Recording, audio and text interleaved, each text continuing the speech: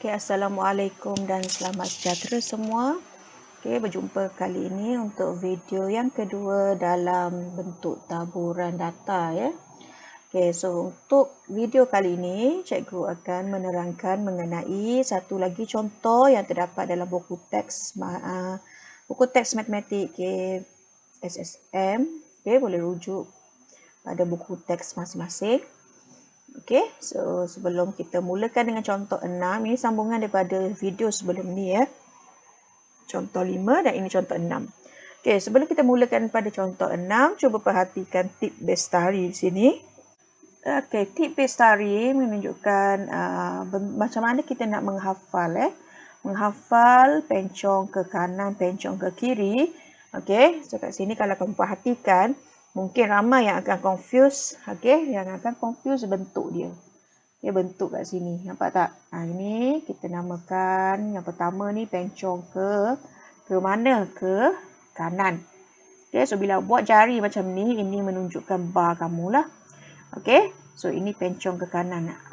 Ibu jari kamu ni menunjukkan arah dia. So, kalau arah ke sana, itu adalah pencong ke kanan.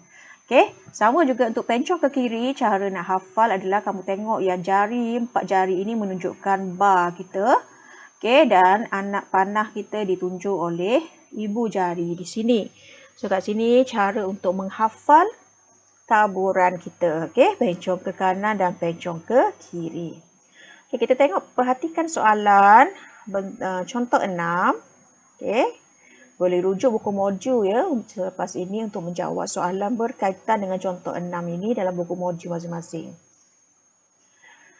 Poligon kekerapan di bawah menunjukkan harga jualan rumah yang dijual di dua kawasan, dua buah kawasan yang berlainan bagi tempoh 6 bulan yang pertama. So tengok, perhatikan tajuk dia, jualan rumah kawasan A dan kawasan B. Kawasan A ditunjukkan warna merah, manakala kawasan B ditunjuk oleh warna graf berwarna biru. Dan di sini bilangan rumah, unit rumah, dan di bawah ini menunjukkan harga jualan. So kat sini, ini sebenarnya bebas untuk kamu perhatikan pada graf. Nyatakan bentuk taburan bagi kedua-dua kawasan tersebut. So, bentuk taburan yang 4 tadilah kita akan pilih. So, kat sini nampak dengan jelas yang berwarna merah ini menunjukkan pencong ke mana. So, kamu cuba tengok jari kamu. Ibu jari menunjukkan ke sana. Betul tak? So, ini bermaksud pencong ke kanan. Pencong ke kanan, manakala yang berwarna biru adalah pencong ke mana? Tengok jari kamu akan menunjukkan ke kiri, betul tak? Pencong ke kiri. Boleh? So, itu adalah jawapannya. Rumah, harga, bentuk taburan bagi harga jualan di kawasan A adalah pencong ke kanan, manakala harga jualan bagi rumah di kawasan B adalah pencong ke kiri.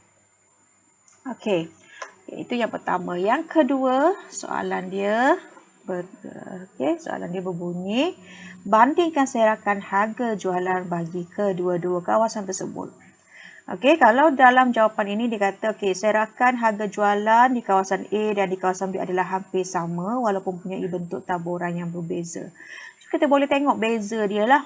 Beza nilai ataupun nilai yang paling tinggi tolakkan nilai yang paling rendah, ataupun kalau kat sini dia tengok bentuk graf itu menunjukkan yang dia punya serakan dia hampir sama. Tetapi kamu juga boleh tengok daripada segi harga jualan tersebut juga. Kalau kamu perhatikan, bagi kawasan A, harga jualannya lebih rendah berbanding dengan harga jualan rumah di kawasan B yang harganya lebih tinggi. So, kat situ juga boleh dinyatakan sebagai serakan. Cara nak bandingkan harga serakan jualan rumah. Dan yang C, pada pendapat anda, kawasan yang manakah mungkin mewakili kawasan bandar dan kawasan luar bandar?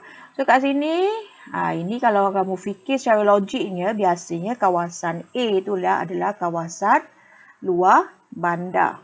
Kenapa?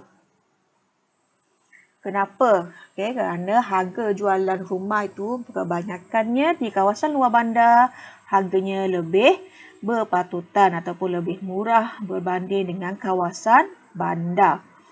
Okay, so kat situlah kamu perlu ada kemahiran mentafsir graf-graf yang diberikan. Okay, so tengok pada jawapan dia. Kawasan A mewakili kawasan luar bandar kerana kebanyakan harga rumah adalah rendah.